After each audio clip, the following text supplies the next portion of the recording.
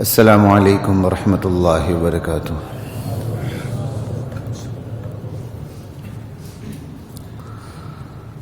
خیر سب ٹھیک ہے؟ الحمد للہ وکفی وسلام علی عبادہ الذین اصطفی، اما بعد فاعوذ باللہ من الشیطان الرجیم، بسم اللہ الرحمن الرحیم، انا کل شیء خلقناہ بقدر۔ ہم نے ہر چیز کو تقدیر کے ساتھ پیدا کیا ہے۔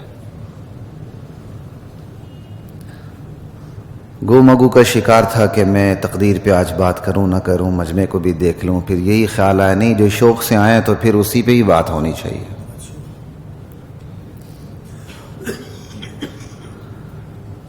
گزشتہ جمعے سے ہماری بات تقدیر پہ چل رہی ہے، الحمدللہ آج بھی تقدیر پہ چلے گی، اور الحمدللہ اس کے بعد کا جمعہ بھی تقدیر پہ ہی ہوگا، اللہ تعالیٰ نے چاہا انشاءاللہ۔ تو غور سے سنتے جائیے۔ اللہ کی ذات مجھے، آپ کو، ہم سب کو دین کی سمجھ، شعور، ادراک نصیب فرمائے، عمل نصیب فرمائے، حمیت اور غیرت نصیب فرمائے۔ ایک بندہ مسلمان ہے لیکن اگر اس کے اندر حمیت اور غیرت نہیں ہے تو یہ اس کی بہت بڑی بدقسمتی ہے۔ خیر یہ الگ موضوع ہے، اس پہ ہم اس وقت اس پہ بات نہیں کریں گے، پھر کسی وقت اللہ نے چاہا۔ تو تقدیر کے حوالے سے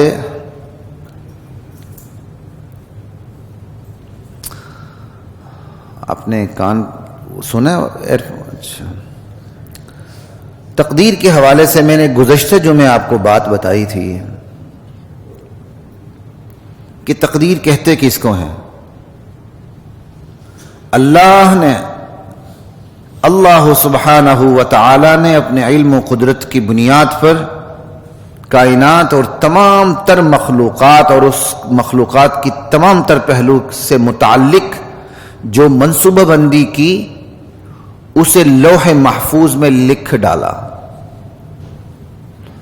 اب یہی منصوبہ بندی جو لوح محفوظ میں لکھی پڑی ہے اسے تقدیر کہتے ہیں۔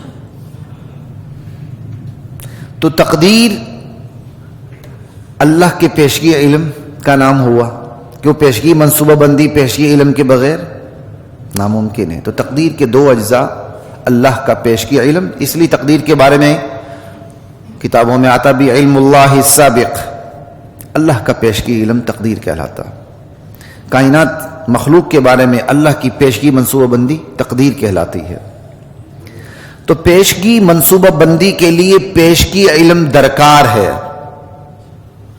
پیشگی منصوبہ بندی کے لیے پیشگی علم ضروری ہے، پیشگی منصوبہ بندی کے لیے پیشگی علم مہارت کی دلیل ہے۔ یہ سب اس پہ بات ہو چکی ہے۔ پیشگی علم کے لیے،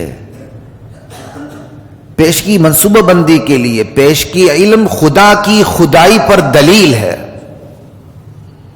یہاں تک ہماری بات مکمل ہو چکی تھی گزشتہ جمعہ۔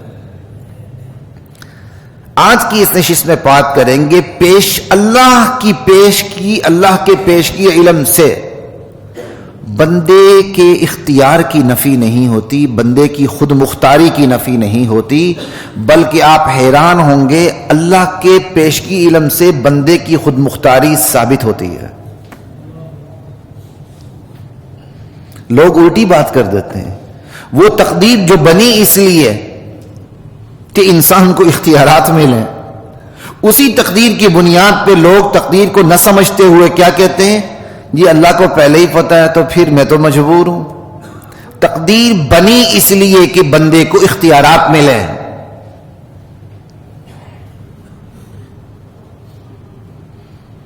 انسان اپنے پیشگی علم کی بنا پر جب پیشگی منصوبہ بندی کرتا ہے تو ماتحت کارندے جبر کا شکار نہیں ہوتے، بلکہ ماتحت افراد کو، کارندوں کو اختیارات منتقل ہو جاتے ہیں۔ اسی ہائی کورٹ کو آپ دیکھ لیں، پیشگی علم کی بنیاد پر پیشگی منصوبہ بندی ہوئی نا، کہ لوگ آئیں گے، عدالت لگے گی، تو پیشگی منصوبہ بندی کا نتیجہ کیا نکلا؟ اختیارات ملے، ججز ہیں، اختیارات ملے، سمجھ آئی؟ وکلاء ہیں، ان کو اپنے موکل کی طرف سے اختیار ملے، اسی طرح باقی جو اسٹیبلشمنٹ ہے انہیں اختیارات منتقل ہو گئے۔ تو پیشگی علم کی بنیاد پر جو پیشگی منصوبہ بندی ہوتی ہے اس کے نتیجے میں کارندے جبر کا شکار نہیں ہوتے بلکہ ان کو اختیارات منتقل ہوتے ہیں۔ کوئی بھی عام منصوبہ لے لیں، جب کوئی منصوبہ ہوتا ہے تو پھر کیا ہوتا ہے؟ اس سے متعلقہ تمام افراد کو بلایا جاتا ہے، انہیں ذمہ داریاں سونپی جاتی ہیں، انہیں منصب دیے جاتے ہیں، انہیں اختیارات منتقل کیے جاتے ہیں۔ بالکل اسی طرح اللہ نے اپنی مخلوق کے بارے میں پیشگی علم کی بنیاد پر پیشگی منصوبہ بندی کی، اور نتیجے میں بندے مکمل طور پر جبر کا شکار نہیں ہوئے بلکہ محدود پیمانے پر اللہ نے اس پیشگی منصوبہ بندی کی وجہ سے جو پیشگی علم کی بنیاد پر ہے، اللہ نے اپنی مخلوق کو محدود پیمانے پر اختیارات منتقل کر دیے۔ اسی اختیار کی تو پوچھو نہیں مجھ سے، آپ سے، یہی تو امتحان ہے۔ بات میری سمجھ آ رہی ہے آپ کو؟ تقدیر اپنے ایمانی دائرے میں بہت آسان ہے۔ جب آپ فلسفیانہ موشگافیاں ڈالتے ہیں تو پھر یہ مشکل ہو جاتی ہے۔ جب آپ تقدیر کے تمام پہلو کو تمام پہلوؤں کو ایک ساتھ نظر میں نہیں رکھتے تو پھر یہ مشکل ہو جاتی ہے۔ لا الہ الا اللہ۔ تو اللہ تعالیٰ نے اسی تقدیر کی بنیاد پر اپنے بندوں کو اختیارات منتقل کیے ہیں، اور اسی اختیار کا ذکر قرآن کریم میں بھی ہے۔ ان اللہ اشتری من المؤمنین انفسهم واموالهم بان لهم الجنہ۔ اللہ نے اہل ایمان سے ان کے اموال کو، ان کی جانوں کو خرید لیا ہے۔ کیا مطلب؟ اللہ نے کہا میں نے تمہیں اپنا اختیار منتقل کر دیا ہے، چند اختیارات محدود پیمانے پہ تمہیں میں نے دنیا میں دے دی ہیں، دنیا کی زندگی میں، لیکن یہ اختیارات بھی اگر تم میری مرضی سے استعمال کرو گے تو جنت مل جائے گی۔ بات سمجھ آ رہی ہے؟ تقدیر بہت آسان ہے۔ اللہ کہتے ہیں نا میں نے مال کو خرید لیا، جان کو خرید لیا۔ کیا مطلب؟ بندے کی اللہ نے اختیار کو خرید لیا جنت کے بدلے میں، اپنی رضا کے بدلے میں، کہ اللہ کہتے ہیں میں نے اختیار تو دے دیا، تمہاری مرضی، میری مرضی کے مطابق زندگی گزارو یا نہ گزارو، تمہاری مرضی، نیکی کرو یا نہ کرو، تمہاری مرضی، بدی کرو یا نہ کرو۔ لیکن اگر تم اس اختیار کو میری مرضی کے مطابق استعمال کرو گے، بدی نہیں کرو گے، نیکی کرو گے، جس راستے سے میں منع کروں گا اس سے رک جاؤ گے، اپنے اختیارات کو آزادانہ استعمال نہیں کرو گے، میری مرضی سے کرو گے تو بدلے میں جنت مل جائے گی۔ تو تقدیر آزادانہ اختیارات پہ دلیل ہے۔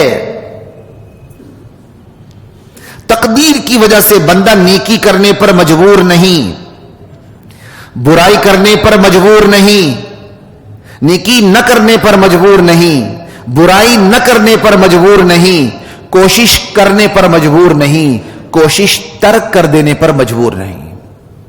یہ ہے کل تقدیر۔ تو اللہ کے پیشگی علم کی وجہ سے بندے کے اختیارات کی نفی نہیں ہوتی بلکہ کیا ہوتا ہے؟ اختیارات کی منتقلی عمل میں آتی ہے۔ تقدیر کی وجہ سے بندے کو اختیارات ملے ہیں، اختیارات سپرد ہوئے ہیں۔ لوگ تقدیر کو سمجھتے نہیں یا سمجھنا نہیں چاہتے، اسی وجہ سے فلسفیانہ موشگافیوں کا شکار ہو جاتے ہیں، سوالات کو سمجھتے نہیں، پھنس جاتے ہیں۔ پھر ہمارا بھی طبقہ ہے، صحیح، اللہ حفاظت فرمائے، اس طبقے کو آپ نہیں بٹھایا ہوا ہے۔ ممبر رسول پہ بیٹھنے والے کتنے پڑھے لکھے ہیں مجھے بتا دیں۔ مجھے بڑی حیرت ہوتی جب کوئی کہتا نا یار یہ عالم پڑھا لکھا، کبھی کسی نے کہا یہ ڈاکٹر پڑھا لکھا، یہ وکیل پڑھا لکھا، یہ جج پڑھا لکھا۔ مولوی کے بارے میں کیوں کہتے ہیں یہ مولوی پڑھا لکھا لگتا؟ مولویوں میں اکثریت ان پڑھوں کی آ گئی ہے، وہ آپ لوگوں کی وجہ سے آئی ہے. آپ کا بیٹا انجینئر بنے، قانوندان بنے، ڈاکٹر بنے، اللہ کے نبی کا وارث نہ بنے تو پھر یہی حشر ہوگا جو ہو رہا ہے.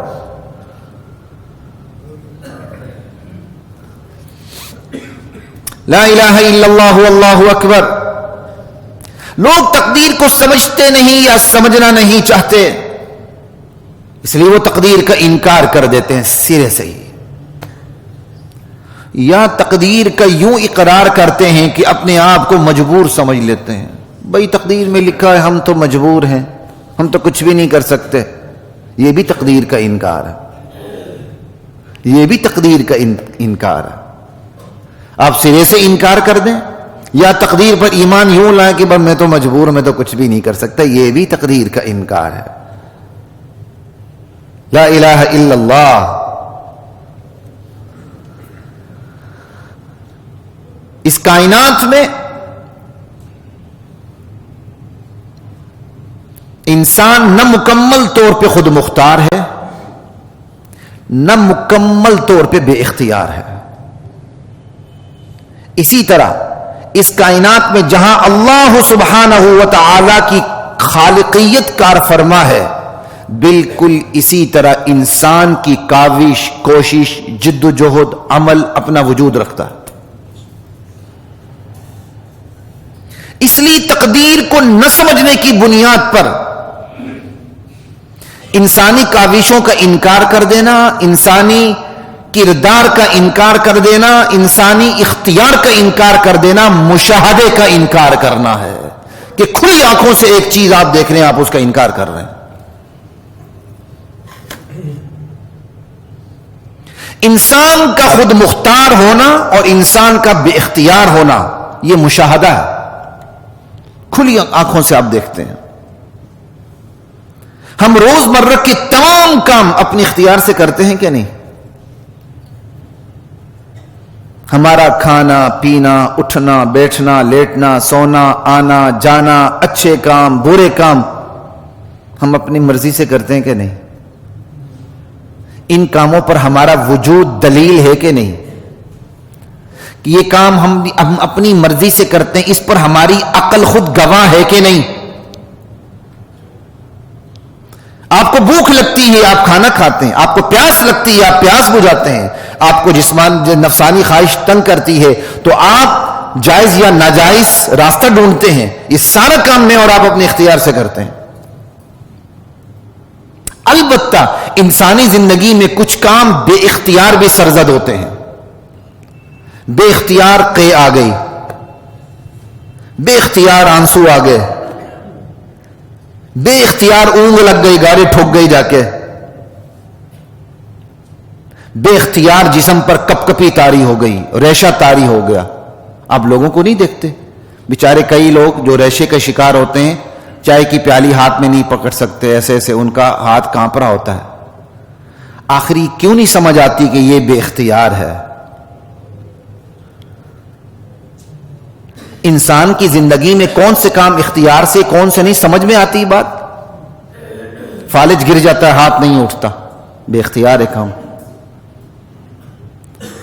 بے اختیار پیشاب نکل جاتا نہیں ہے، یا بچے ہوتے ہیں یا مریض ہوتے ہیں. تو انسانی زندگی میں کون سے کام اختیار سے ہیں، کون سے کام بغیر اختیار سے ہیں، یہ کھلی آنکھوں کا مشاہدہ ہے. اس کا انکار نہیں ہو سکتا. بڑی آسانی سے پتہ چل جاتا ہے کون سے کام اختیار سے کون سے کام غیر اختیاری ہیں. بالکل اسی طرح اللہ کا اپنی مخلوق کے بارے میں پیشگی علم یہی ہے، میرے یہ بندے یہ کام اختیار سے کریں گے اور یہ کام بغیر اختیار کے کریں گے. اور اللہ کا اپنی مخلوق کے بارے میں پیشگی منصوبہ بندی یہی ہے کہ جو کام اختیار سے کریں گے اور جو کام بغیر اختیار سے کریں گے اس حوالے سے ان کے ساتھ یہ سلوک ہوگا. بس لا الہ الا اللہ. پیشگی علم سے اختیارات کی نفی نہیں ہوتی بلکہ اختیارات کا ثبوت ملتا ہے. استاد کلاس لیتا ہے، 5-10 دن کلاس لینے کے بعد اس کو لائق بچے کا بھی پتہ چل جاتا ہے اور نالائق بچے کا بھی. ایگزام لینے سے پہلے ہی اس کو پتا ہوتا ہے، ٹیسٹ لینے سے پہلے اس بچے نے 100 لینے اور اس بچے نے تو انڈا لینا اور ڈنڈا لینا. ایسے ہی ہے نا. جب میں اسکول میں پڑھتا تھا، ہمارے استاد اللہ ان کو مزید زندگی عطا فرمائے نے، کلاس میں جو بالکل نالائق تھے، جن کے بارے میں ان کو پتا تھا کہ یہ متعدی بیماری بنیں گے دوسرے بچوں کے لیے، تو ان کو اٹھا کے انہوں نے بالکل کلاس کے آخری بینچوں پہ چھوڑا ہوا تھا. ان کا نام شہنشاہ رکھا ہوا تھا، یہ ہمارے شہنشاہ ہیں، وہ آئے نہ آئے سر پوچھتے ہی نہیں تھے. کہتے یہ شہنشاہ ہے. لا الہ الا اللہ. ایک استاد کو اپنے لائق طالب علم کا بھی پتا ہے، نالائق کا بھی پتا ہے، جس نے 100 لینے پتا ہے، جس نے انڈا لینا ہے ڈنڈا لینا پتا ہے. اب مجھے بتائیں، جو 100 لے گا آپ اس پر اعتراض کر سکتے ہیں کہ تیرے بارے میں تو پہلے ہی پتا تو نے 100 لینے، تیرا کیا کمال ہے؟ اور جس نے 0 لیے وہ ٹیچر پر اعتراض کر سکتا ہے، سر آپ کو تو پہلے ہی پتا تھا میں نے 0 لینے، میں تو مجبور ہوں. اگر ایک استاد کو صرف 10 دن کلاس لینے سے یہ پتا چل جاتا ہے تجربے کی بنیاد پر، تو اللہ کو تخلیق کی بنیاد پر سب کچھ پتا پہلے سے کیوں نہ ہو؟ بات سمجھ رہے ہیں؟ ایک استاد کو تجربے کی بنیاد پر پہلے سے سب کچھ پتا چل سکتا ہے، اور پتا چلنے کی وجہ سے طالب علم مجبور نہیں کہلا سکتے، تو اللہ کو اپنی تخلیق کی بنیاد پر پہلے سے پتا کیوں نہ چلے؟ اور بندہ مجبور ہو تو کیوں ہو؟ بلکہ اس سے بھی بڑی بات کرنے لگا ہوں، اللہ کو خود اپنے اعمال کے بارے میں پتا ہے کہ میں نے کیا کرنا ہے. کیا اب اللہ مجبور ہے؟ کیا اللہ اپنی ذات سے یہ کہے گا کہ اللہ تجھے تو پتہ ہی ہے کہ میں نے کیا کرنا ہے، میں تو مجبور ہوں؟ اللہ نے اب خود ابد الآباد تک کون سا عمل سر انجام دینا ہے، کون سا کام کرنا ہے، کن فیکون کون سا کہنا ہے، اللہ کو پہلے سے پتا ہے. تو پیشگی علم کی وجہ سے خود اللہ کی ذات مجبور نہیں ہوتی ہے. آپ کو اپنی دوست کی عادات، اپنے دوست کہنے لگا، اپنے دوست کی عادات کا پتہ ہوتا ہے. آج کل عام ہو گیا نا اپنی دوست، یہ بھی مصیبت عام ہو گیا، تو ممبر پر بھی اپنی دوست منہ میں آ گئے میرے، کیونکہ یہ چیز اب کامن ہوتی جا رہی ہے. میرا بوائے فرینڈ، میرا گرل فرینڈ، نام نہاد بڑی بڑی یونیورسٹیوں میں پڑھنے والی بچیاں باقاعدہ اپنے دوستوں کے ساتھ تصویریں لگاتی ہیں فیس بک کے اوپر. کیا ان کے گھرانوں کو پتہ نہیں ہے؟ آپ کہیں گے مجھے کیا پتا؟ مجھے پتا ہے بھائی، میں یونیورسٹی میں 7-8 سال پروفیسر رہا ہوں، پتہ مجھے. میری شاگرد نہیں ہے جو فیس بک میں میرے ساتھ ایڈ بھی ہیں. میں نے تو ایڈ اس لیے رکھا ہوا تاکہ ان تک دین کی بات پہنچتی رہے. لا الہ الا اللہ. صاف پتہ چل جاتا ہے کیا ہو رہا ہے. خیر، ہم اپنی بات پہ رہتے ہیں تاکہ بات آگے سے آگے چلے. لا الہ الا اللہ. استاد کو معلوم ہونے کی وجہ سے شاگرد مجبور نہیں، خود اللہ کو معلوم ہونے کی وجہ سے اللہ مجبور نہیں. آپ کو اپنے دوست کی عادات کا پتہ ہوتا ہے، والدین کی عادات کا پتہ ہوتا ہے، اولاد کی عادات کا پتہ ہوتا ہے، بہن بھائی کی عادات کا، یہاں تک پتہ ہوتا ہے کہ اس عمل کا میرے اس دوست، والد، بھائی، بہن کی طرف سے یہ ریئیکشن ملے گا، ہو بہو وہی ریئیکشن ملتا ہے. تو کیا وہ مجبور ہے؟ نہیں. خلاصہ یہ نکلا، پیشگی علم کی وجہ سے، پیشگی علم کی وجہ سے بندہ بے اختیار نہیں ہوتا، بلکہ پیشگی علم کی وجہ سے بندے کو اختیارات ٹرانسفر ہوتے ہیں، منتقل ہوتے ہیں، حتیٰ کہ تقدیر تک کی تمام تر معلوم تفصیلات نہ صرف اللہ کی حاکمیت اور اختیار کو ثابت کرتی ہیں، بلکہ محدود پیمانے پر بندے کی خود مختاری کو بھی ثابت کرتی ہیں. تقدیر کی تمام تر تفصیلات، تقدیر کی تمام تر معلوم تفصیلات جو اللہ کے نبی کے ذریعے مجھے آپ کو پتہ چلی، وہ تمام تفصیلات نہ صرف اللہ کے اختیار کو ثابت کرتی ہیں بلکہ بندے کے محدود پیمانے پر بندے کی خود مختاری کو بھی ثابت کرتی ہیں. نہ صرف محدود پیمانے پر بندے کی خود مختاری کو ثابت کرتی ہیں بلکہ تقدیر کی تمام تر تفصیلات بندے کو کوشش و کاوش اور جد و جہد پر ابارتی ہیں، برانگیختہ کرتی ہیں. لا الہ الا اللہ. سنیے قرآن کریم، یمحو اللہ ما یشاء ویثبت وعندہ ام الکتاب. ارے لوح محفوظ تو اللہ کے پاس ہے، اللہ کی مرضی جو چاہے مٹا دے، جسے چاہے برقرار رکھے. کیا اللہ کا آرڈر دیکھیں نا. لوح محفوظ تو اللہ کے پاس ہے، اس میں لوح محفوظ میں سے اللہ کی مرضی جو لکھا ہوا مٹا دے اور جس لکھے ہوئے کو مرضی برقرار رکھے. اللہ کی حکمرانی لوح محفوظ پر بھی ہے. اللہ لوح محفوظ پر لکھے ہوئے کا پابند نہیں ہے، لوح محفوظ اللہ کی پابند ہے. اللہ کی مرضی جسے مٹا دے، جس لکھے ہوئے کو برقرار رکھے. لا الہ الا اللہ. تو یہ جو میں نے آپ کے سامنے آیت پڑھی ہے نا، اس آیت سے 3 چیزیں ثابت ہوتی ہیں. یمحو اللہ ما یشاء ویثبت، لوح محفوظ میں جو کچھ ہے اس میں اللہ کی مرضی جس لکھے ہوئے کو مٹا دے، جس لکھے ہوئے کو برقرار رکھے. 3 چیزیں ثابت ہوتی ہیں. ایک چیز تو اللہ کا اختیار ثابت ہوتا ہے، اللہ مختار کل ہے، جو چاہے کر گزرے، چاہے پورا لوح محفوظ ہی مٹا دے.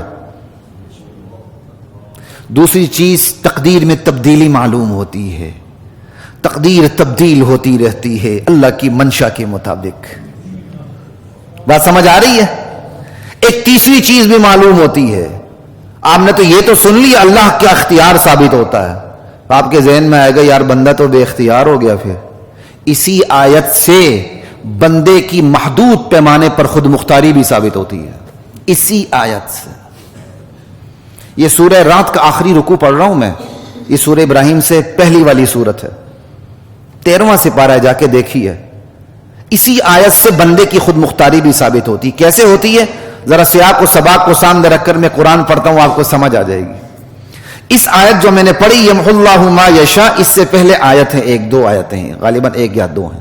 وہاں سے میں آغاز کرتا ہوں، آپ کو بات سمجھ میں آ جائے گی. مشرکین اعتراض کرتے تھے یہ عجیب پیغمبر ہے، بال بچوں والا ہے، بشری تقاضے ساتھ لگے ہوئے ہیں، ہماری طرح ایک انسان ہے. اللہ جواب دیتے ہیں وَلَقَدْ أَرْسَلْنَا رُسُلًا مِّن قَبْلِكَ وَجَعَلْنَا لَهُمْ أَزْوَاجًا وَذُرِّيَّةً. میرے نبی پریشان ہونے کی ضرورت نہیں، ہم نے آپ سے پہلے جتنے نبی بھیجے سب بال بچوں والے تھے. انکار حق کی یہ کوئی وجہ نہیں کہ نبی تو بال بچوں والا ہے. آگے پھر ایک اور اعتراض ان کا، اچھا جی مان لیا نبی ہے، بال بچوں والا نبی ہو سکتا ہے، تو پھر ہم جو معجزہ مانگے وہ دے دیں. کہ وَمَا كَانَ لِرَسُولٍ أَن يَأْتِيَ بِآيَةٍ إِلَّا بِإِذْنِ اللَّهِ. رسول کے اختیار میں نہیں ہے کہ تم جو مانگو وہ رسول وہ معجزہ دکھا دے. معجزہ اللہ کے اختیار میں ہے. اللہ جس معجزے کو مناسب سمجھتے ہیں اپنے رسول کے ہاتھ پہ ظاہر کر دیتے ہیں. پھر تیسرا اعتراض، اچھا جی پھر ہم نہیں مانتے، معجزہ نہیں لاتے، منہ مانگا ہم نہیں مانتے، پھر لاؤ عذاب. اگر تم سچے ہو تو عذاب لے آؤ. کہ لِكُلِّ أَجَلٍ کتاب، یہ پوری آیت اسی طرح چل رہی ہے. لِكُلِّ أَجَلٍ کتاب، عذاب مانگ رہے ہو تو سن لو ہر چیز کا ایک وقت مقرر ہے، اپنے وقت پہ عذاب ضرور آئے گا. پھر اعتراض، اچھا جی اپنے وقت پہ عذاب ضرور آئے گا، ہاں جی آئے گا، تو پھر ہم تو مجبور ہوگی، ایمان لانے کا کیا فائدہ، عذاب نے تو آنا ہی آنا، ہم تو مجبور ہو گئے، عذاب نے تو آنا ہی آنا ہے، پھر ایمان لانے کا کیا فائدہ. کہ یمحو اللہ ما یشاء ویثبت ارے لوح محفوظ اللہ کے پاس ہے، اللہ جو چاہے اس میں سے مٹا دے، جسے چاہے رکھ دے. تم ایمان لے آؤ، اللہ تمہارے لیے لکھا ہوا عذاب مٹا دیں گے. کوئی سمجھ آ رہی ہے آپ کو؟ یہ سو کے اٹھ کے آ کے میں ممبر پہ نہیں بیٹھا ہوں، الحمدللہ مسلسل تیاری کے بعد میں اس ممبر پہ بیٹھتا ہوں، میرا اللہ کا احسان ہے. یہ اس لیے بتا رہا ہوں کہ تاکہ آپ کو کسی کی محنت مشقت کا بھی پتہ چلے اور موضوع کی اہمیت کا بھی پتہ چلے. یہاں آ کے ہم کوئی گپ کوٹیشن یا لطیفے نہیں سناتے، ہنساتے نہیں ہیں. اچھے اچھے مقررین ہنساتے بھی ہیں نا، بڑی لائکنگ ملتی ہے. کیوں جی؟ بڑے ویورز آتے ہیں پھر ہنسانے سے. ہاں جی، لفافے بھی ملتے ہیں آج کل تو، سوشل میڈیا لائکنگ بھی بڑی ملتی ہے. ہمیں یہ کام نہیں آتے. لا الہ الا اللہ. کبھی تم ایمان لے آؤ، اللہ لکھا ہوا عذاب مٹا دیں گے. اس کا مطلب اللہ ان کو ایمان لانے کی ترغیب دے رہے ہیں، تو معلوم ہوا ایمان لانا ان کے اختیار میں ہے. اسی آیت سے بندے کی خود مختاری ثابت ہو گئی. اس آیت سے تین چیزیں معلوم ہوئی. اللہ لامحدود پیمانے پہ مختار کل ہے، بندہ محدود پیمانے پہ خود مختار ہے، اور تقدیر تبدیل ہوتی رہتی ہے اللہ کے خود مختاری کی بنیاد پہ. لا الہ الا اللہ. اب آپ کے ذہن میں کچھ سوالات بھی آ رہے ہوں گے، میں انہی سوالات کی طرف جانا چاہتا ہوں. آپ نے سنا ہوگا تقدیر تو تبدیل بھی نہیں ہوتی. ہم تو سن رہے ہیں تقدیر تبدیل ہوتی ہے. چلو جی پھر ہم آپ کی طرف چلتے ہیں. آپ کی طرف کیا چلتے ہیں؟ قرآن کی طرف چلتے ہیں. قرآن میں یہ بھی لکھا ہوا ہے کہ تقدیر تبدیل نہیں ہوتی. میں نے ابھی سنا دی ہے تقدیر تبدیل ہوتی ہے. اب میں قرآن کی دوسری آیت پڑھ دیتا ہوں. لا تبدیل لکلمات اللہ. اللہ کی باتیں تبدیل نہیں ہوتی. ما یبدل القول لدی. میرے ہاں کا فرمان تبدیل نہیں ہوا کرتا. وَكَانَ أَمْرُ اللَّهِ قَدَرًا مَقْدُورًا. اللہ جو کرتے ہیں، وہ اللہ جس چیز کا فیصلہ کر لیں وہ ہو کے رہتا ہے، اور کوئی اس کے اندر گنجائش نہیں رہتی. جف القلم بما انت لاق. اے ابو ہریرہ، دنیا میں تم نے جس صورتحال سے دوچار ہونا ہے، میرا قلم اس کو لکھ کے خشک ہو چکا ہے. تبدیلی نہیں آتی. سن رہے بات کو؟ یہ صحیح بخاری کی حدیث بھی ہے. پہلے تو میں نے آپ کو قرآن کی آیتیں پڑھ دی، اب یہ صحیح بخاری کی حدیث ہے، غالباً صحیح بخاری ہے. جف القلم بما انت لاق. اے ابو ہریرہ، دنیا میں تم نے جس سے دوچار ہونا ہے، جس صورتحال سے، جس چیز سے تمہیں سابقہ پیش آنا ہے، میرا قلم اس کو لکھ کے خشک ہو چکا ہے، اس کی سیاہی خشک ہو چکی ہے. یعنی آگے گنجائش نہیں ہے مزید اضافے کی، ترمیم کی، تبدیل کی. اللہ کی یہ آیت بتاتی ہے تقدیر تبدیل نہیں ہوتی. کوئی ٹکراؤ نہیں ان دونوں آیات میں. تقدیر تبدیل ہوتی ہے یہ بھی درست، تقدیر ناقابل تبدیل ہے یہ بھی درست. دونوں اپنی جگہ بالکل درست ہیں. وہ تقدیر جو ناقابل تبدیل ہے اس کو کہتے ہیں حتمی تقدیر، اٹل تقدیر، تقدیر مبرم. وہ تقدیر جو تبدیل ہوتی رہتی ہے اس کو کہتے ہیں تقدیر معلق، یعنی کنڈیشنل تقدیر، تقدیر معلق. ٹھیک ہے؟ کیا فرق ہے؟ تو سنیے غور سے. وہ تقدیر جس کا تعلق اللہ کے علم سے ہے، ارادے سے ہے، قدرت سے ہے، وہ ناقابل تبدیل ہے. بہت آسان ہے، یہ میں فلسفیانہ انداز اختیار نہیں کر رہا. وہ تقدیر جس کا تعلق اللہ کے علم سے ہے، قدرت سے ہے، ارادے سے ہے، وہ تبدیل نہیں ہوتی. کیوں؟ اللہ کا علم تبدیل نہیں ہوتا. سمجھ رہے ہیں آپ؟ اللہ کے علم پہ کوئی ماضی حال مستقبل نہیں گزرتا. خود اللہ پہ کوئی ماضی حال مستقبل نہیں گزرتا. یہ ماضی حال مستقبل مخلوق کے لیے. اللہ زمانے سے پاک ہے، اللہ جہت سے پاک ہے، اللہ کسی طرح رخ کرنے سے پاک ہے، اللہ جسم سے پاک ہے. اللہ کا ہاتھ ہے، جسم نہیں ہے. ہاتھ کیسے؟ وہ اللہ جانے. اللہ کی پنڈلی ہے، جسم نہیں ہے. پنڈلی کیسی؟ اللہ جانے. اللہ عرش پر ہے، کیسا ہے؟ اللہ جانے. خیر یہ ایک الگ بات ہے، میں اسی بات کے اوپر رہتا ہوں. اللہ کے علم میں تبدیلی نہیں آتی، اس پر حال مستقبل ماضی گزرتا نہیں. اور اللہ کے لیے پوشیدہ ظاہر دونوں برابر ہیں. یہ پوشیدہ کہتے ہیں نا، اللہ غیب کو بھی جانتے ہیں ظاہر کو بھی جانتے ہیں. یہ غیب ظاہر میرے اور آپ کے حوالے سے، جو مخلوق کے لیے غیب ہے اس کو بھی جانتے ہیں، جو مخلوق کے لیے ظاہر اللہ اس کو بھی جانتے ہیں. اللہ کے لیے غیب پوشیدہ کوئی فرق، کوئی ڈفرنس نہیں. عالم الغیب والشہادہ، اللہ کے لیے عیاں بھی عیاں نہاں بھی عیاں، کوئی فرق. اللہ کے علم میں تبدیلی نہیں آتی، اللہ کی قدرت میں کوئی فرق نہیں آتا. اللہ کا ارادہ کبھی بھی بدلتا. اچھا یہ ارادہ کر لیا، اچھا نہیں چلو اب ارادہ بدلتے نہیں. اللہ کا ارادہ بدلتا نہیں. وہ تقدیر جو اللہ کے علم ارادے قدرت سے منسلک ہے وہ تبدیل نہیں ہوتی، کیونکہ اللہ کا علم ارادہ قدرت تبدیل نہیں ہوتی. بات سمجھ رہی ہے، آ رہی ہے؟ وہ تقدیر جس کا تعلق اللہ کا علم ارادے قدرت سے وہ تبدیل نہیں ہوتی. اس لیے تبدیل نہیں ہوتی، خود اللہ کا علم تبدیل نہیں ہوتا، اللہ کی قدرت تبدیل نہیں ہوتی، اللہ کا ارادہ تبدیل نہیں ہوتا. البتہ وہ تقدیر جس کا تعلق بندے کے علم سے ہے اور عمل سے ہے وہ تبدیل ہوتی رہتی ہے، کیونکہ بندے کا علم تبدیل ہو جاتا ہے. ماضی میں کچھ اور تھا، مزید اویئرنس آ گئی کچھ اور آ گیا، مزید اویئرنس آ گئی کچھ اور آ گیا، مستقبل میں کچھ اور ہوگا. بندے کا عمل تبدیل ہو جاتا ہے. آج کفر ہے، کل ایمان ہے، پرسوں ارتداد ہے، نعوذ باللہ. بندے کا عمل تبدیل ہوتا رہتا ہے. تو وہ تقدیر جس کا تعلق بندے کے علم اور عمل سے ہے وہ تبدیل ہوتی ہے، کیونکہ بندے کا علم تبدیل ہوتا ہے اور بندے کا عمل تبدیل ہوتا ہے.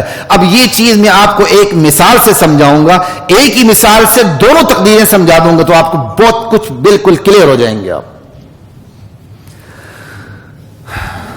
لما آمنوا کشفنا عنہم عذاب الخزي فی الحیاة الدنیا ومتعناہم الی حین. یہ سورہ یونس ہے، یہ آخری رکوع سے پہلا رکوع ہے، سیکنڈ لاسٹ رکوع ہے. یہ جا کے دیکھیے. یونس علیہ السلام کی قوم، اللہ نے اس کے لیے عذاب روانہ کر دیا. اللہ نے اس کے لیے عذاب روانہ کر دیا. قوم نے جب عذاب کے آثار دیکھے، پورا عذاب نہیں، عذاب کے آثار دیکھے. جیسے ہم نہیں دیکھتے بادل آ رہے ہیں تو بارش کا پتہ چل جاتا ہے، ابھی بارش آئی نہیں، عذاب آیا نہیں، عذاب کے آثار دیکھنے شروع کر دیے.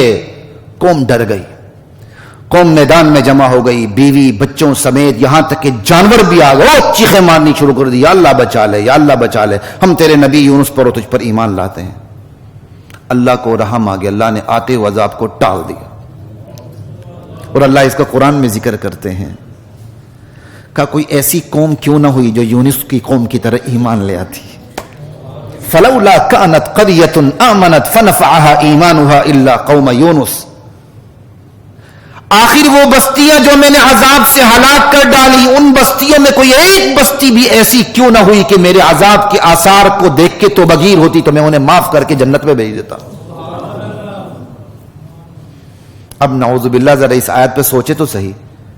اللہ نے تو عذاب روانہ کر دیا تھا، جیسے بارش روانہ ہوتی تو بادل آ کے بتا دیتے. اللہ نے عذاب روانہ کر دیا، آثار شروع ہو گئے تو وہ، کیونکہ براہ راست عذاب دیکھنے کے بعد واپسی نہیں ہوتی، پھر ایمان قبول نہیں ہوتا. یہ تو عذاب کے آثار تھے، اس لیے ان کا ایمان قبول ہو گیا. اللہ نے تو عذاب روانہ کر دیا. ادھر یونس علیہ السلام کی قوم ایمان لے آئی.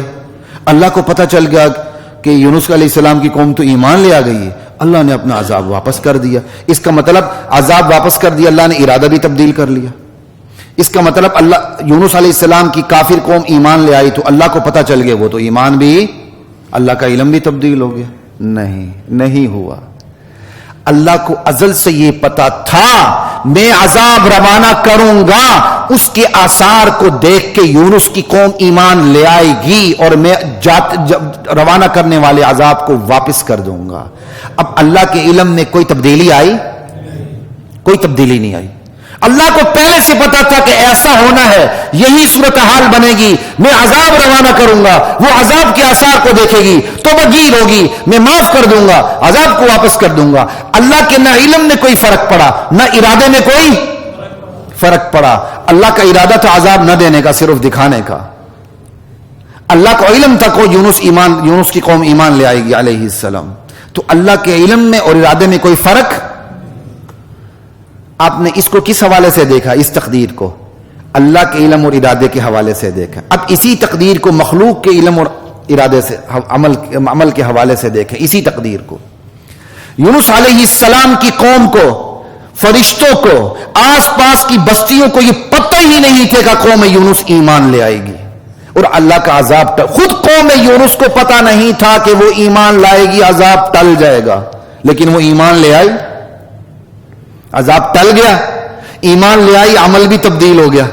یونس علیہ السلام کا قوم کا کفر تھا نا پہلے، اب ایمان آ گیا، عمل بھی تبدیل ہو گیا، علم بھی تبدیل ہو گیا، خود اپنے بارے بھی پتہ چل گیا کہ ہم ایمان.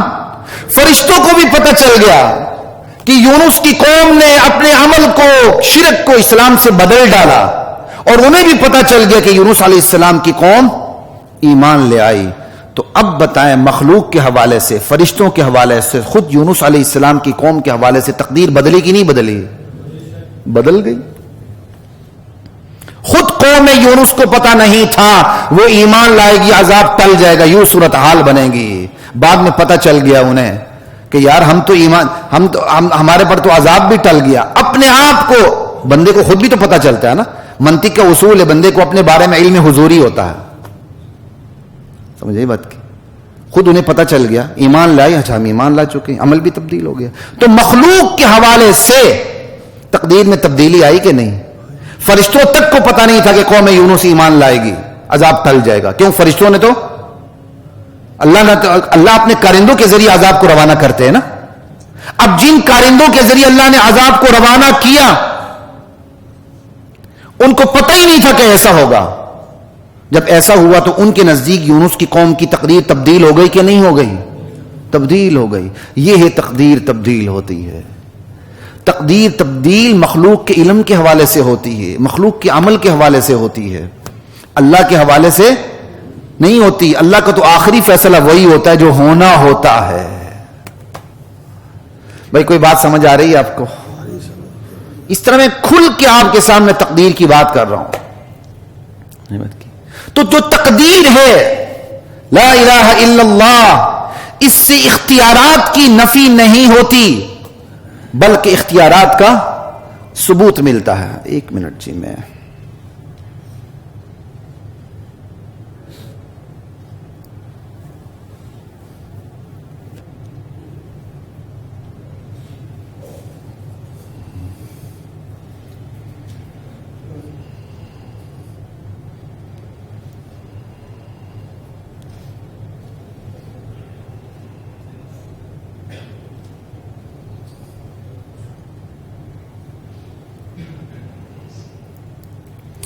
بسم اللہ الرحمن الرحیم. تو بعد میں کوئی میسج چیک نہیں کر رہا تھا، میں چاہ رہا تھا کوئی چیز رہ نہ جائے مجھ سے. لا الہ الا اللہ. تو آپ نے دیکھ لی تقدیر کی دو قسمیں. اللہ کے علم کے حوالے سے جو تقدیر ہوتی ہے وہ تبدیل نہیں ہوتی، مخلوق کے علم کے حوالے سے جو تقدیر ہوتی ہے وہ تبدیل ہوتی ہے. تو جو تبدیل نہیں ہوتی وہ حتمی تقدیر، جو تبدیل ہوتی ہے وہ غیر حتمی تقدیر. تو غیر حتمی جو تقدیر ہے وہ بندے کی محدود پیمانے پہ اختیار کو ثابت کرتی ہے، بلکہ خود تقدیر کی تفصیلات ہی محدود پیمانے پہ بندے کے اختیارات کو ثابت کرتی ہیں. بلکہ معلق تقدیر، زندگی کے اکثر مسائل اسی معلق تقدیر کے ساتھ وابستہ ہیں. زندگی کے اکثر مسائل اسی معلق تقدیر، کنڈیشنل تقدیر کے ساتھ وابستہ ہیں. انسانی زندگی کے اکثر مسائل دیکھیں ذرا، ایمان، کفر، نفاق، زندگی موت، رزق، دم درود دعا، علاج معالجہ شفا، دوا پرہیز غذا، سمجھائی، صحت بیماری تندرستی، عروج زوال، جنت جہنم، سب کا تعلق کنڈیشنل تقدیر سے ہے. بندہ کچھ کرو بہت کچھ بدل جائے گا. ارے بندے کچھ کر لو بہت کچھ بدل جائے گا. زندگی کی اکثر مسائل کا تعلق کنڈیشنل تقدیر سے ہے. سنیے قرآن کریم، وَأَلَّيْسَ لِلْإِنسَانِ إِلَّا مَا سَعَى. انسان کے ہاتھ میں کچھ بھی نہیں سوائے کوشش کے. نتیجہ تو اللہ کے ہاتھ میں. انسان کے ہاتھ میں صرف کوشش، کاوش اور جد و جہد ہے. پتہ چلا بندہ خود مختار ہے محدود پیمانے پہ. ان اللہ لا یغیر ما بقوم حتی یغیروا ما بانفسہم. اللہ اس قوم کی اچھی یا بری حالت کو تبدیل ہی نہیں کرتے جب تک خود قوم اپنی اچھی یا بری حالت کو تبدیل کر نہیں بیٹھتی. اگر ایک قوم اپنی اچھی حالت کو برقرار رکھنا چاہتی ہے اس کے مطابق کوشش و کاوش کرتی ہے, اللہ تعالیٰ اس کی تقدیر کو اسی طرح برقرار رکھتے ہیں بلکہ ترقی دیتے ہیں. اور ایک قوم اپنی بری حالت سے نمٹنا خود نہیں چاہتی تو اللہ تعالیٰ اس کی تقدیر میں کوئی تبدیلی پیدا نہیں کرتے. خدا نے اس قوم کی آج تک حالت نہ بدلی نہ ہو جس کو خیال اپنا. اس طرح شعر ہے لیکن وہ اس آیت کے صرف ایک پہلو کو ظاہر کرتا ہے, دونوں کو نہیں کرتا.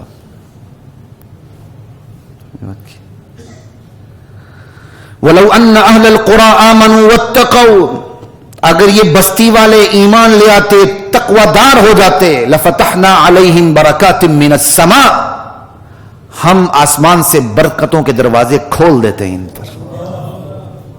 دیکھیں کتنا خود مختار ہے بندہ. اگر بستی والے ایمان لے آتے تقوی دار ہوتے ہم آسمان سے برکتوں کے دروازے کھول دیتے. وَلَكِنْ كَذَّبُوا, لیکن بستی والے تو اپنے اختیار سے انہوں نے اللہ کے دین کی تکذیب کر دی.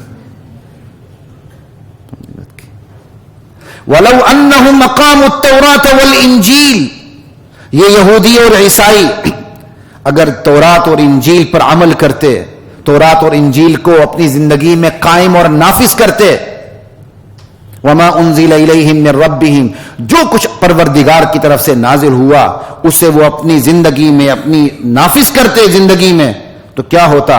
لَأَكَلُوا مِنْ فَوْقِهِمْ وَمِنْ تَحْتِ أَرْجُلِهِمْ, اوپر سے بھی آسمان رزق برساتا, نیچے سے بھی زمین رزق اگلتی, اوپر سے بھی کھاتے نیچے سے بھی کھاتے.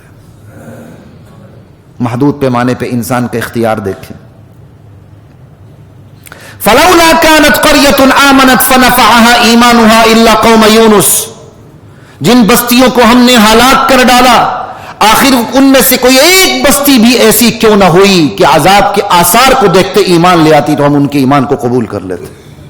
لیکن یہ کام صرف یونس کی خوش بخت قوم نے کیا, عذاب کے آثار کو دیکھتے ہی سجدے میں گر گئے.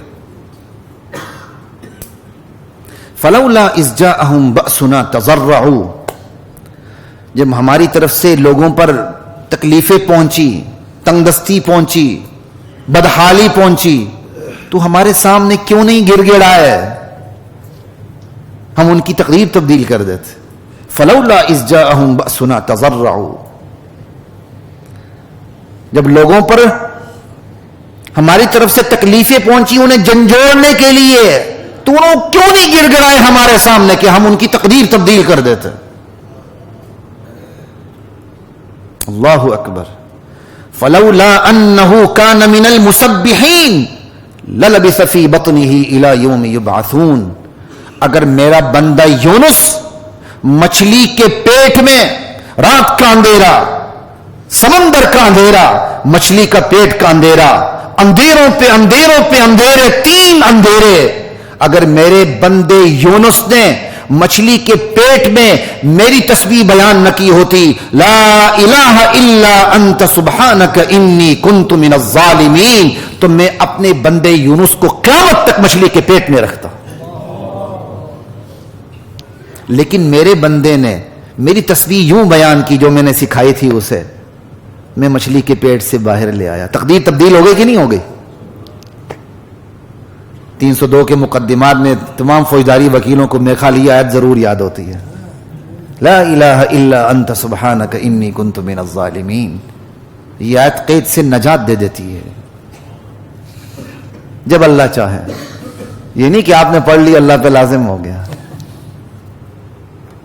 لا الہ الا اللہ وانتم الاعلون ان کنتم مؤمنین, تم ہی سر بلند رہو گے, شرط یہ ہے کہ تمہارے اندر ایمان کی حقیقت ہو. آج ہم دنیا کے مالیاتی اداروں کے دباؤ کا شکار ہیں, ایسا ہی ہے کہ نہیں؟ پوری زندگی میں لطیفے ہی لطیفے ہیں. کیوں؟ ایمان کی حقیقت نہیں. اللہ کہتا ہے ایمان کی حقیقت پیدا کرو اپنے اندر، سر بلندی تمہاری قدم چومے گی، تمہارے قدم چومے گی.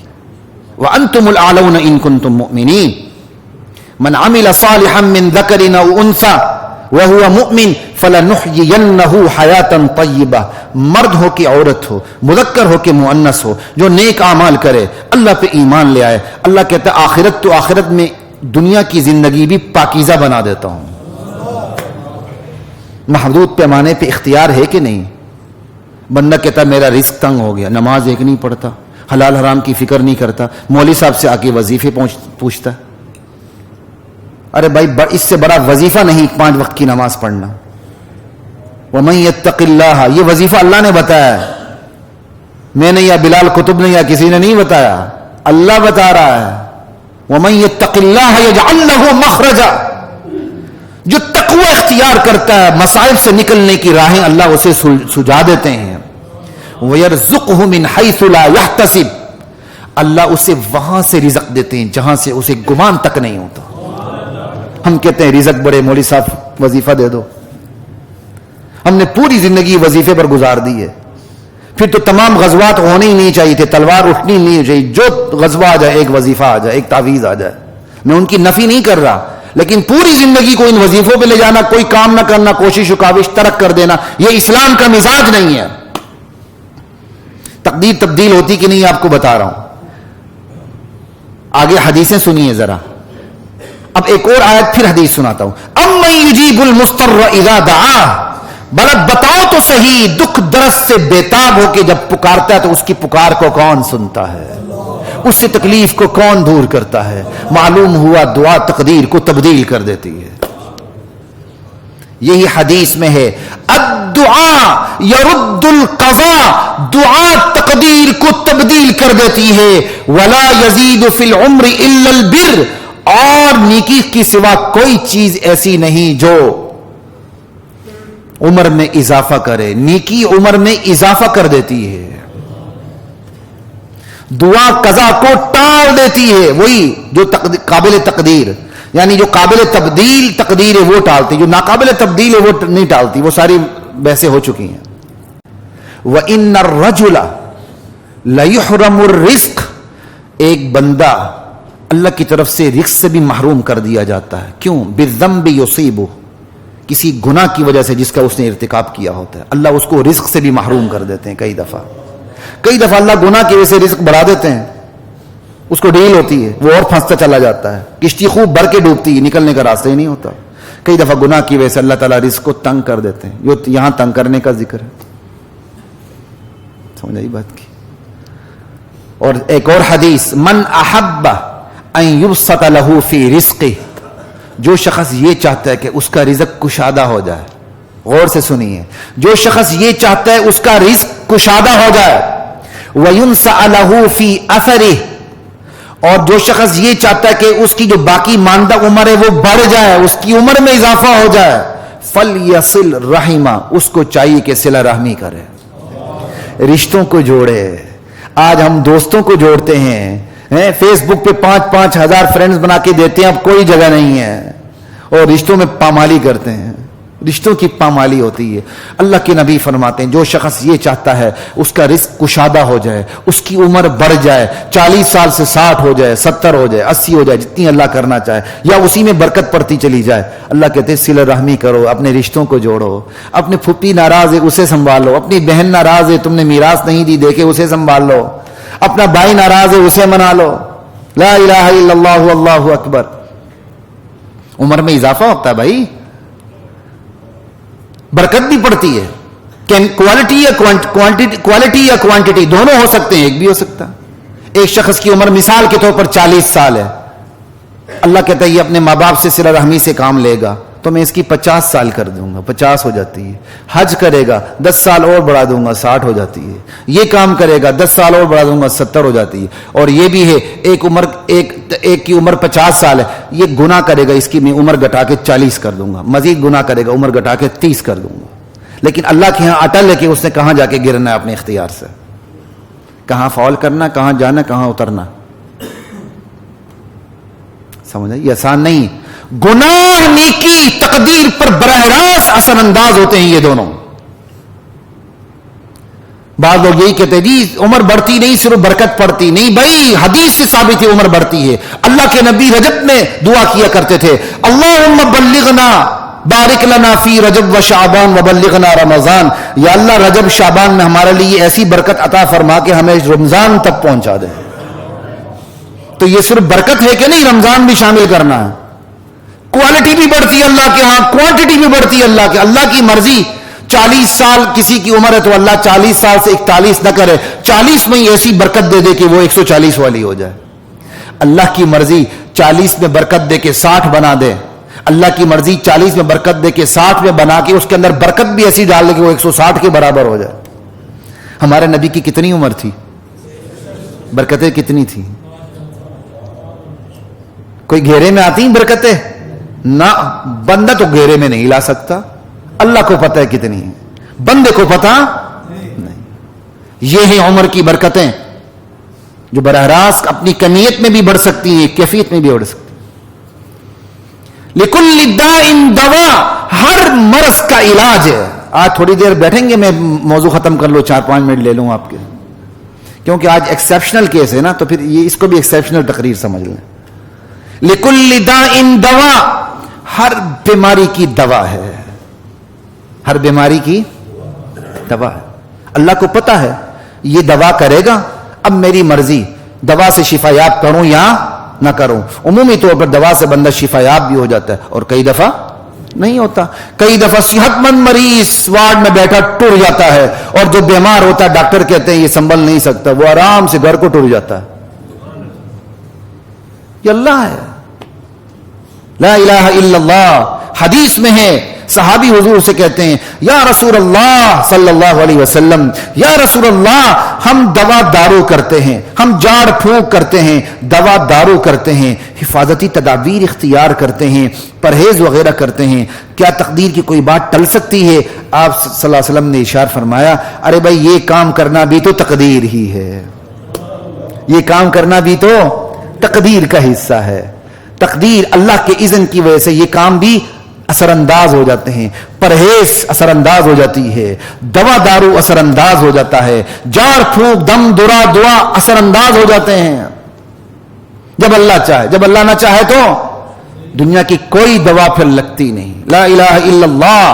तो हजरात मोहतरम, आखिरी 1-2 मिनट में बात को समेट रहा हूं, याद रखें, तकदीर की तमाम तर तफसीलात से न सिर्फ अल्लाह की हाकिमियत साबित होती है, बल्कि महदूद पैमाने पर बंदे की खुद मुख्तारी भी साबित होती है। तकदीर की तमाम तर तफसीलात से न सिर्फ अल्लाह की लामहदूद खुद मुख्तारी साबित होती है, बल्कि महदूद पैमाने पर इंसान की खुद मुख्तारी भी साबित होती है। न सिर्फ तकदीर से महदूद पैमाने पर मखलूक की खुद मुख्तारी साबित होती है, बल्कि तकदीर की तमाम तर तफसीलात बंदे को कोशिश और काविश पर उभारती भी हैं। अब आपने बयान सुना, ठीक है, आज से नियत कर लें, हमने इंशाल्लाह रिश्तों को जोड़ना है। इंशाल्लाह इसका फायदा अल्लाह हमें वैसे ही दे देंगे, हमारा रिज़्क बढ़ेगा, हमारी उम्र बढ़ेगी।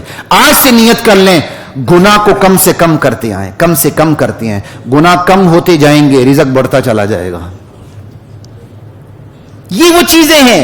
अब लोग तकदीर को समझते नहीं, लिहाजा कहते हैं जो होना है होना। फिर वो हाथ दुआ के लिए जो हाथ भी उठता है ना, उसमें जान नहीं होती। वो कहते हैं वो तो होना ही होना जो अल्लाह ने करना। भाई फिर यही आपने नजरिया रख लिया कि भाई मेरी दुआ से तो कोई फर्क पड़ने वाला नहीं, अल्लाह ने जो होना वही होना। तो फिर इस दुआ में जान है हाथ उठाने में?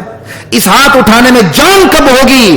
जब आप यकीन करेंगे, या अल्लाह मैंने तेरे सामने हाथ उठाए हैं, तेरे नबी का फरमान है, तेरा फरमान है, हाथ उठाने से तू तकदीर तब्दील कर देता है, या अल्लाह मेरी भी तकदीर तब्दील कर दे। अब बताएं आपकी दुआ में जान कितनी होगी? होगी कि नहीं होगी? सदका बला को टाल देता है। अब बताएं कंजूस से कंजूस बंदा भी सदका देगा कि नहीं देगा? देगा। मुझ जैसा कंजूस आदमी कोई ख्वाब देख लेता है तो फौरन सदका देने लगता है। क्यों? बंदा कहता है कि यार सदका बला को टाल देता है, ये मेरे नबी की हदीस है। तकदीर को अच्छी तरह समझे, दीन पर अमल करना आसान हो जाएगा। और जो लोग तकदीर को नहीं समझते وہ دین پر عمل کرنا ان کے لیے آسان نہیں ہوتا. بیچارے دین پر عمل کرتے بھی ہیں تو ان کے عمل میں جان نہیں ہوتی. تقدیر کو سمجھیں گے آپ کے عمل میں جان ہوگی. آپ صدقہ دیں گے آپ کو یقین ہوگا اللہ بلا ٹال رہا ہے. آپ نماز پڑھیں گے آپ کو یقین ہوگا میرا رزق بڑھ رہا ہے. آپ اپنی انا کو، ایگو کو، خودی کو قربان کر کے رشتوں کو گلے سے لگائیں گے، آپ کو یقین ہوگا میرا رزق بڑھ رہا ہے، میرا رب مجھ سے خوش ہو رہا ہے، میری عمر بڑھتی چلی جا رہی ہے. وآخر دعوانا ان الحمد للہ رب العالمین.